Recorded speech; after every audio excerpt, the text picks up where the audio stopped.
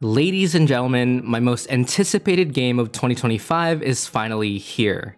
Well, technically, the game's been out as a PlayStation exclusive for about a year now, but hey, as far as I'm concerned, this is brand spanking new to me. In fact, I was so excited for this to come out that I actually went back on my word and pre-ordered the game on Steam, something that I vowed to never, ever do, especially with the current state of modern gaming.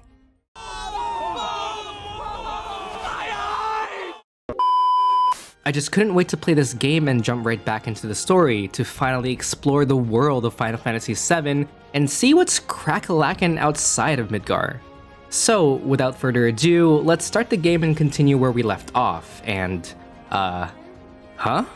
I guess Cloud dyed his hair black in the sequel? What? I made a Zack joke. Oh, hell no! That's... Oh, hell no! No! Wait, all our friends are dead? All my friends are dead. Push me to the edge. And why are we bumming around with Sephiroth? Last time I checked, we were trying to kill each other. What the actual f is going on? What is going on? And what is going on? My name is Andre, and let's talk about Final Fantasy VII Rebirth. Before we get started, if you didn't know, I am very new to Final Fantasy, with my first ever Final Fantasy game being VII Remake. And I know that that's a very controversial way to get into the series, but I talk more about that experience in my latest review, link down below. Unlike my last video though, this is not a comprehensive review or analysis of Rebirth. At the time of recording, I'm only a couple of hours into the game and, not gonna lie, it's gonna take me a while to beat it. And I know a lot of y'all are looking forward to my review of Rebirth, so I'm here to reassure you that it's on the way. I promise you that. In the meantime though, I wanted to show you guys my first impressions of the game. I'll be showing footage as well as talking about the first couple of hours of the game, up until maybe the end of chapter 2, so spoiler warning. As such, please refrain from discussing anything past chapter 2. At the end of the day, I am just a Final Fantasy noob who wants to share my perspective of experiencing these games for the first time, and I want to make sure that I'm giving you guys my genuine thoughts and reactions. With all that out of the way, let's dive right into it. Alright, let me get this straight. I know I was joking around in the beginning of this video, but the intro sequence pretty much confirms the theory that there's some aspect of alternate universes at play in the game's narrative. Now, this isn't necessarily some groundbreaking revelation since this was teased multiple times in VII Remake when the game showed Zack. And just as an aside, I have no idea who Zack is, alright? To much dismay, I did not play Crisis Core. That means I have no preconceived notions regarding his character, nothing for or against him. From what I gathered from you guys, he's a fan favorite character in the series. I understand that much. From the very limited time he's on screen, he seems like a chill guy, but that's all I really know so far. Clearly he's someone important to Cloud and Aerith, and I hope Rebirth does a great job in making him a likable character. Anyways, I'm a bit worried about the narrative. I've never really been a fan of stories featuring alternate universes, save for a select few that really iterate and or innovate on the idea. For one, it can make decisions and outcomes feel cheap and unimportant, robbing a sense of finality in the narrative. And while I'm not entirely sure what kind of role parallel universes will have in Rebirth's overarching plot, I'm hoping that its inclusion won't make the game too convoluted. Cause I'm gonna be real with you, I feel like the story was complex enough. Even without all the different timelines and destiny-altering shenanigans that are going on, things that I'm still trying to wrap my head around. But still, what a ballsy way to start a game featuring a character that I barely know and didn't even get to play in VII Remake, and I honestly commend Square Enix for that. Despite my concerns, the premise of Zack's timeline where everyone we all know and love is dead hooked me immediately, and I have hope that it'll make for a compelling story that coexists with our main narrative.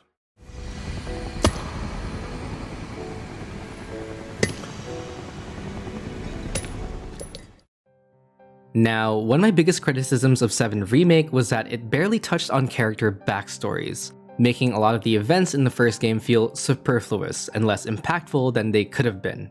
I get that it was planned from the start that VII Remake would be split into 3 games, but I was really critical of the first game for the lack of context it provided. And I understand that it's supposed to be a sequel to a lot of fans, but it very delicately teased backstory moments that may have been sufficient for fans of the original, but from my perspective as a new fan of this series, I would have much rather preferred that they delve deeper into the character backstories in 7 Remake. And that's why I was so excited when I realized that Chapter 1 of Rebirth is basically the Cloud, Sephiroth, and Tifa flashback episode that I've been waiting for. No, that I needed this entire time. Yeah, it's rewind time. Now, I may be wrong on this, y'all can yell at me in the comments, but I think this is the first time in the entire Remake trilogy that actually lets you play a flashback sequence, and it even takes its time on it, spanning a whole entire chapter. Flashbacks in the previous game always took the form of short and sporadic cutscenes, which works fine for getting the necessary information across, but what makes Chapter 1 of Rebirth so incredibly special is it immerses you into the backstory by letting you play as Cloud from 5 years ago, experiencing his past firsthand by letting you see his hometown of Nibelheim through his own eyes. You know, I really like that this flashback is basically just Cloud narrating his entire backstory to his friends. That means it's not an objective, fully omniscient view of the past, and there's an element of the unreliable narrator, or one who makes incorrect conclusions and assumptions about events witnessed, as Cloud dictates the story in a way that's comfortable to him, especially when you consider how his past trauma might be affecting his own memories. That sword's huge! Then I stop by my mom's. Not that it matters. Sure it does. I know I want to hear what happened. Me too. Yeah. Go on. And side note, I love that the gang adds to the narrative by interjecting their own thoughts, questions, and commentaries in between Cloud's storytelling, making the flashback sequence more of a conversation rather than Cloud giving a long-winded monologue about his past. You still got parents though, right? A mother named Genova. She died shortly after I was born. My father... Whoa there. Genova? Like from the Shinra building? Yeah. Don't worry, I'm getting to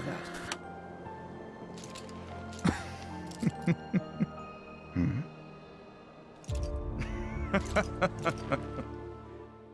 And while Chapter 1 gives valuable context behind Cloud and Tifa's shared backstory, the real star of the show is, without a doubt, Sephiroth. Square Enix even said, "Fuck it. We know for a fact you think Sephiroth is a badass, so we're gonna do you a solid and let you play as him, the big bad evil guy of the entire game, even for just a few moments."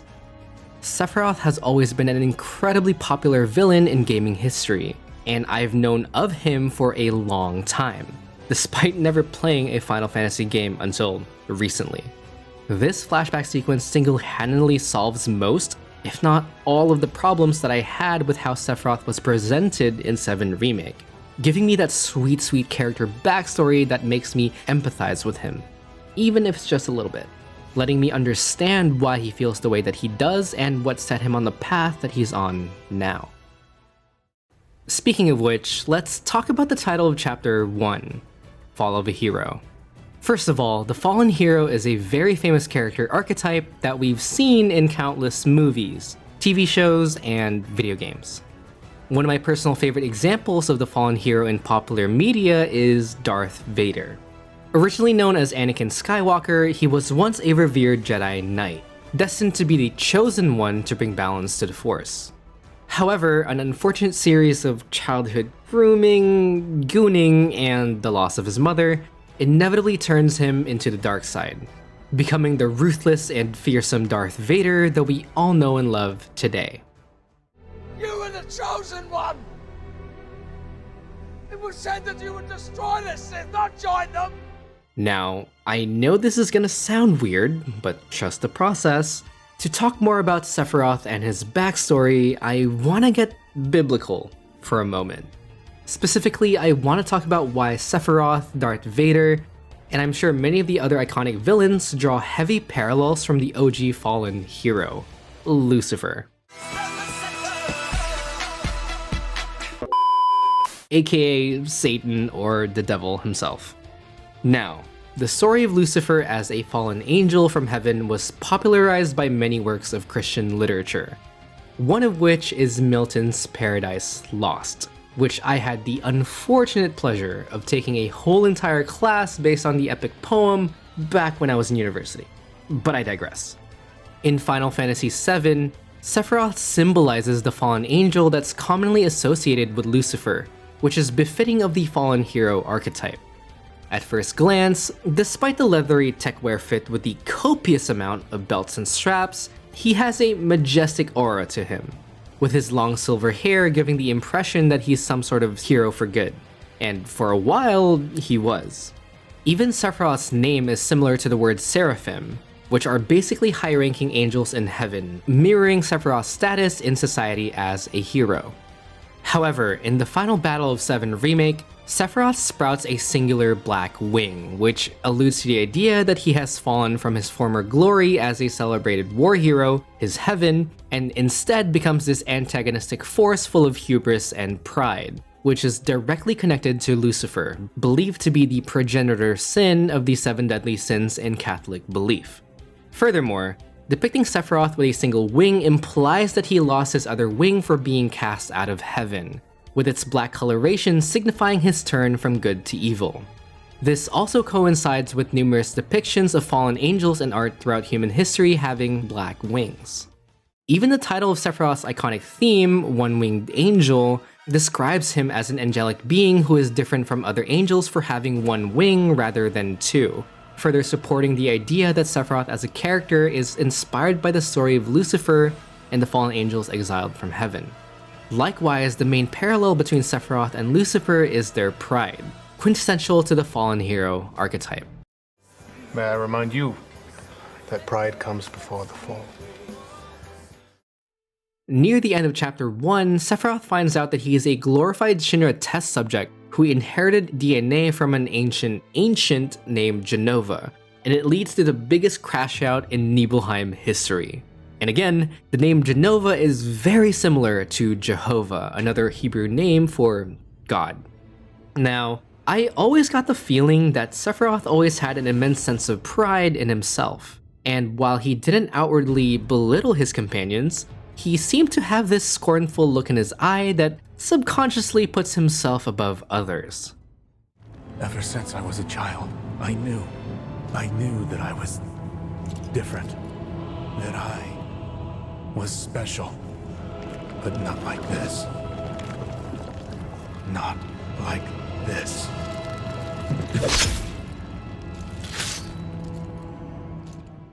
And this checks out because it honestly didn't take very long for him to become a genocidal maniac who wants to reclaim his birthright.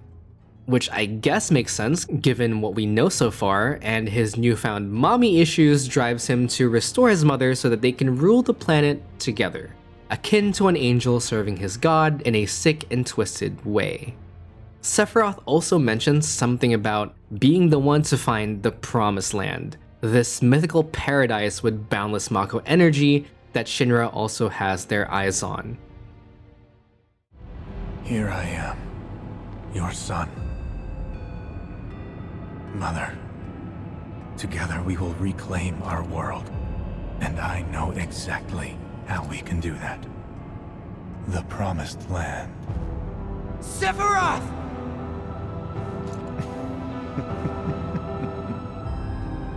Mother, they have come.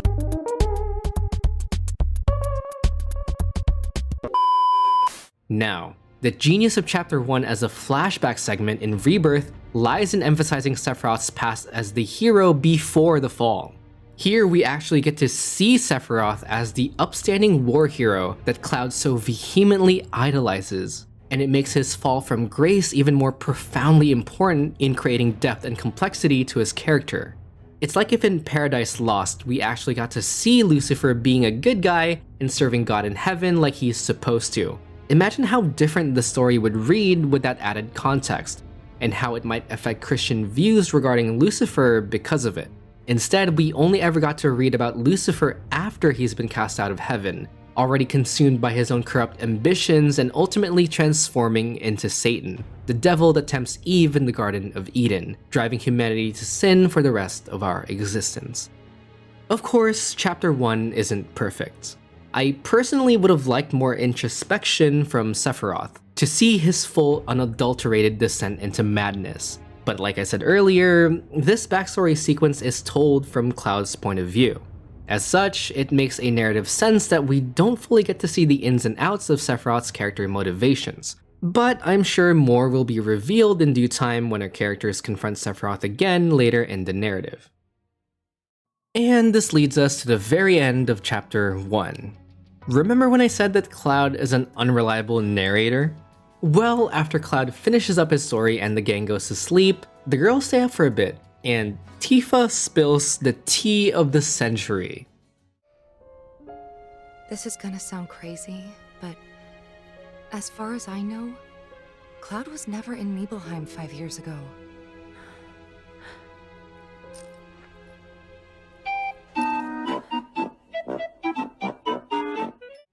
Now, I don't know about you, but this is a massive bombshell to drop. Tifa is essentially questioning the validity of Cloud's account of the past. After all, if we're to believe Tifa, that Cloud was never in Nibelheim 5 years ago, then the story we've been following along for the past hour or two is just a bunch of baloney. Well, at the very least, partially baloney. The events of Nibelheim being razed to the ground by Sephiroth, that's unequivocally real. Is this the real life? Is this just fantasy? But where does Cloud fit into all of this? Who's telling the truth and who's not? But in this case, I'm sure it's less a question of truth and lies, but rather whose memories are real and whose are fake. Tifa did say that there's a chance that the Whispers may have altered her memories, but honestly, I don't really like that plot point, and I'd rather not think about that right now. Instead, put yourself in Tifa's shoes for a second and imagine how she was feeling, listening to Cloud yap and yap about something she believes is, for a lack of a better word, cap. Tifa's unwillingness to call out Cloud for all the inconsistencies and contradictions in his story compared to her own experiences also shows a deeper layer of complexity between their relationship. They're not simply amicable childhood friends, and there's real tension between them that sours even more so during their confrontation at the rooftop. To Cloud, Tifa died that day, and he can't cope with the reality-bending fact that she's still alive somehow, talking to him face to face. Internally, he's conflicted, with a small part of him convinced that she's some sort of imposter who's pretending to be his childhood friend. That night, 5 years ago, at the reactor, I saw you lying there. Saw your wound and all the blood. I figured it was too late. Yeah?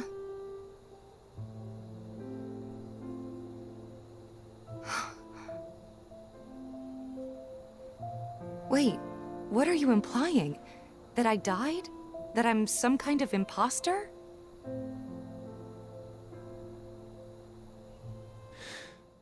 On the other hand, Tifa didn't even want to call him out on his bullshit story. Instead, she simply wanted to ask where he's been over the last 5 years. You know I can't tell you that. But Cloud just says he can't tell her.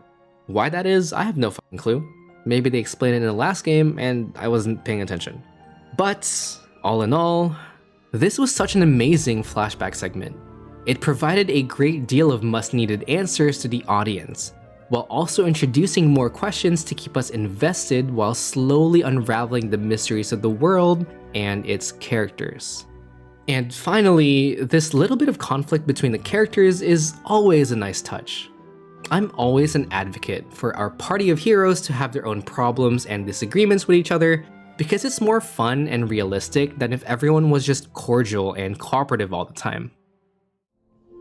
I thought we could just pick up where we left off, like nothing had changed. But I guess I was wrong.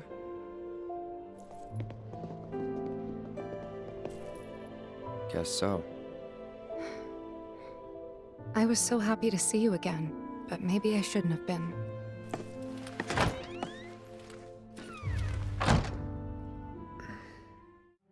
It feels more real and organic this way, with Cloud and Tifa being awkward with each other the day after their kerfuffle. And I give props to the writers for adding those tiny intricacies within their friendship. But hey, maybe that's just me. So, did something happen between you and Tifa? Don't look so shocked. We're roommates, you know. She say something? Not about you two, no. Still, I can tell. I would have given anything to have a friend when I was growing up. Don't take her for granted. Now, I know that there's a lot of stuff in Rebirth that I didn't get to talk about in this video. From exploring the vast open world to the much improved combat system, there are many things I want to dive right into, but I think I'll just save them for next time. Like I said earlier, a full review of Final Fantasy VII Rebirth is on the way.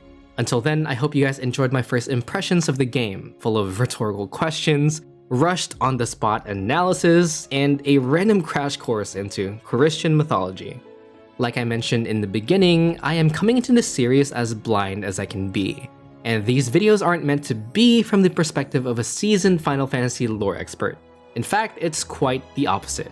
I know I'm gonna get a lot of details, assumptions, and predictions wrong. But hey, that's the fun part. At the end of the day, I'm just happy to be here, being able to share my experiences of playing a great game.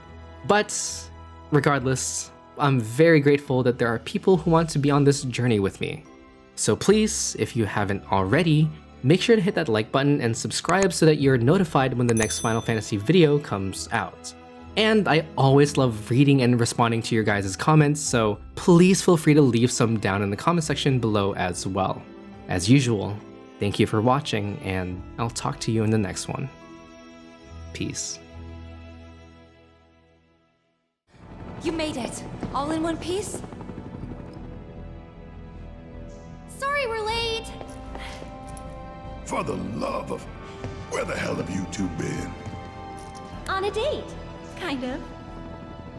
What?